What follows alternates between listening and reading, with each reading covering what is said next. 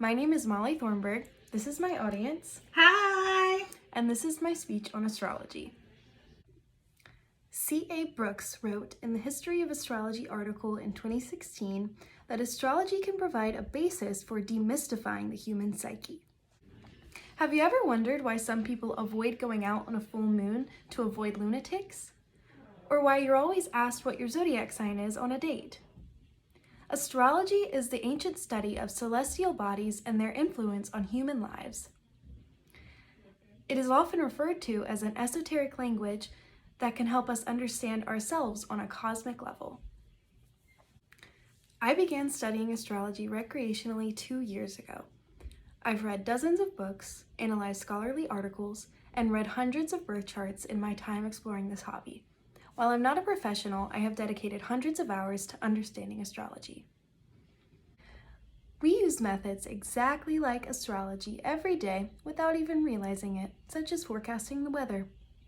Many scientists hold firm that astrology is baseless and has no scientific ground.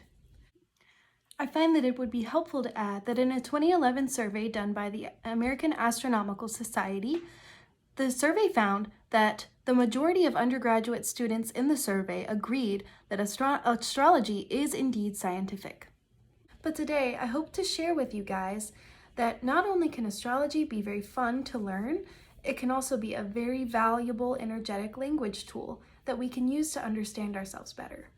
The earliest record of astrology that we have comes from Babylon in the 2nd millennium BC.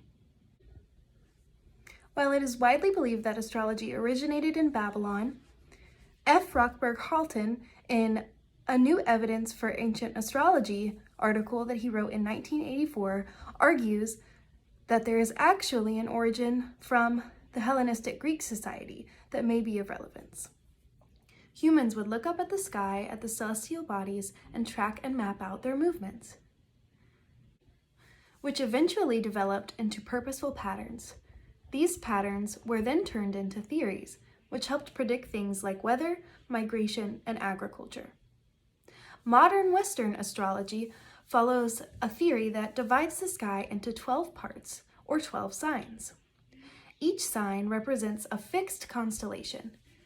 When a planet passes through this constellation, it is said that the planet is impacted by the energy of the stars in that constellation.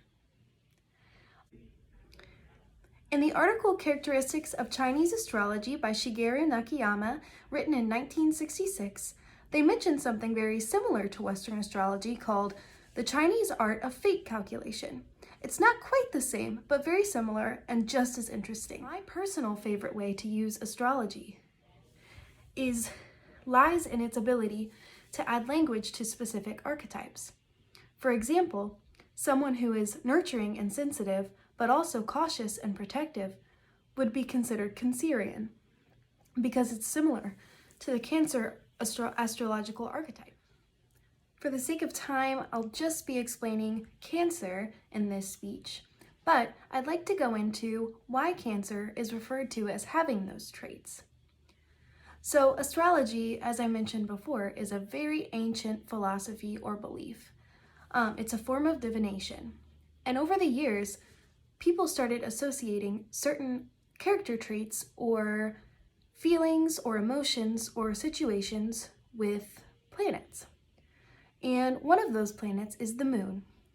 And over the years, many people have begun associating the moon with things like empathy and nurturing and sensitivity. And that is because in ancient cultures, the moon is often synonymous with femininity and motherhood.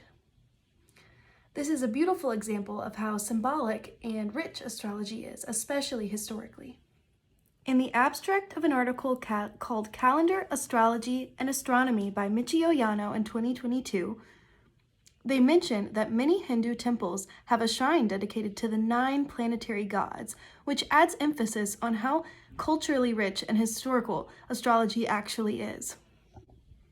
Through playful research and curiosity, astrology can be a wonderful language tool to add to your collection of resources. It doesn't have to be a heavy topic or a philosophical fallacy unless you want it to be. I believe that astrology is a wonderful way to learn about yourself, and as well, it can help you build your future in a way that is personal and relates to you on a very deep and intrinsic level.